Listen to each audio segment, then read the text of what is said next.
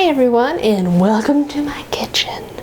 So in this video, I'm doing something totally different, which is I got a hold of some gunpowder tea, which is a very ancient tea, though no one has been able to properly date it. They think it's like from 7th century China or something. It's been around a very long time. It didn't actually acquire the name gunpowder tea until the 18th to 19th century when they started transporting it, and someone was like, hey, that looks like gunpowder. So it's actually tightly rolled green tea. So I've never tried this tea before. So yeah, that's pretty much what this video is about, is trying out the tea and letting you guys know what it tastes like, and also just giving you a little bit of history about it. So I also just wanted an excuse to use all my fancy new tea things. So I've got this nice little green teapot, my strainer, and I need a spoon, which I did forget to grab beforehand, but here we go. So my mom always said the way this works is it's one for the pot, one for however many people are drinking. I'm not a strong tea person though, so I feel like just one for the pot might be good for me. And I'm just gonna put it in, well, we'll do 1.5. How about that? We will do 1.5. I've already preheated up my water. I'm just gonna, I guess you just slowly pour it in. Let's go ahead and change camera view so you guys can see what the tea looks like. So yes, this is what gunpowder tea looks like. And because it's tightly compacted when they make it, that's why it has this unusual look about it. It'd be so nice if I had like a camera that properly adjusted itself. But yeah, so they thought this looked like gunpowder apparently. You know, whatever we think of that, I guess. Just very slowly going to do this. This is like the first time I've ever used a tea strainer.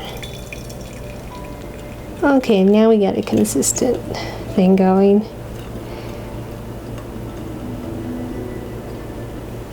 So let's actually read the back, because maybe it actually tells me what I should be doing. Isn't this a cute bottle though? Oh my god, it's so cute. So this is by Oliver Pleth and Company of Charleston, I guess. And they call this a leaf from America's tea heritage. Gunpowder, tightly rolled green tea. And it's literally just green tea leaves. Now on the back they give a little blur. So brewing tips 160 degrees for 1 to 3 minutes. So I guess we'll just wait while it's doing whatever the heck it's doing. Various grades of gunpowder tea were an import to the American colonies by the British East India Company. The tea is tightly rolled, then lightly roasted, giving it a dense, dark appearance that is similar to actual gunpowder.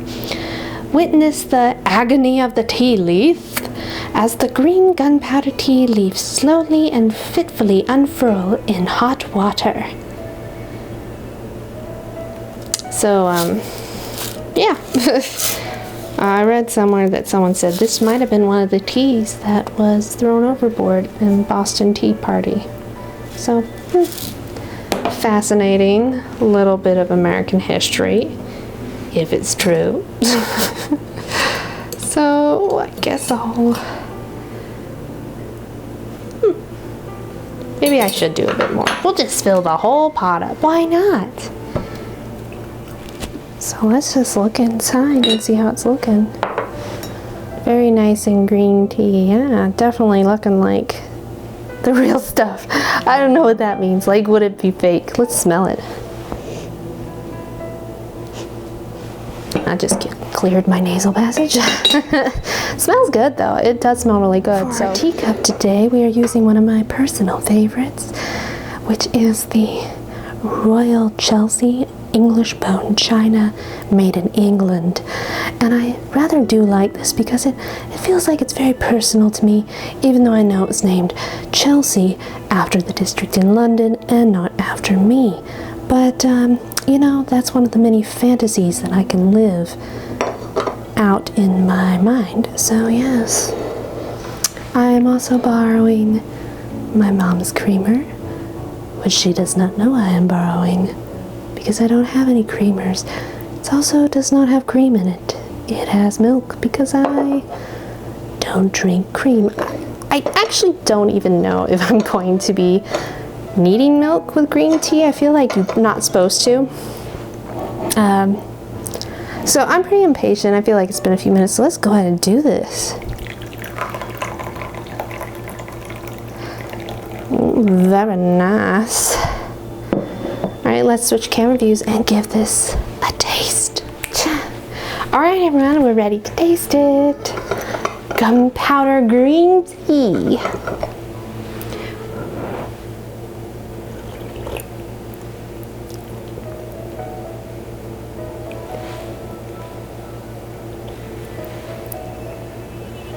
Oh, I forgot to have my pinky up.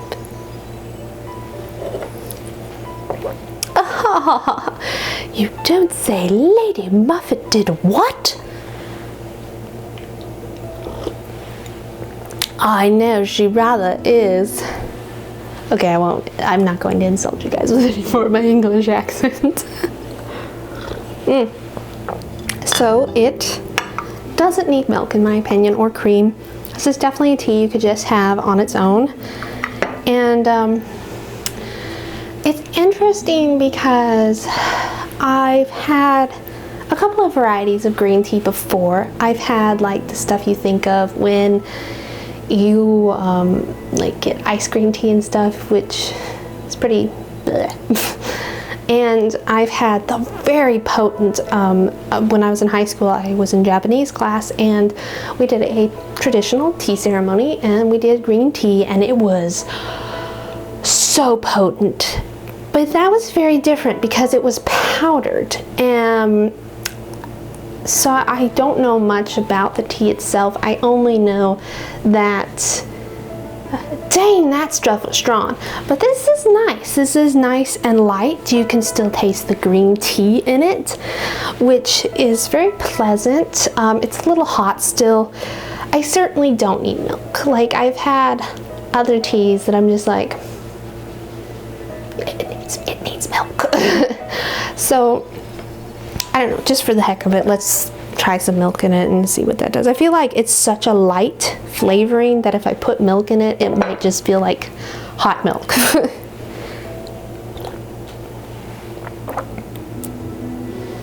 No, actually, you know, if you put just a little milk in it, it does add more to the flavor. So hey, well, I hope you guys enjoyed this video. It was just a random silly video, you know, for fun. And hey, maybe you learned something about gunpowder tea and the history of it. As always, if you have fun here, if you enjoy these videos, if you think you might learn something, or you just want to stick around, don't forget to subscribe and click that notification bell. Till next time, cheerio!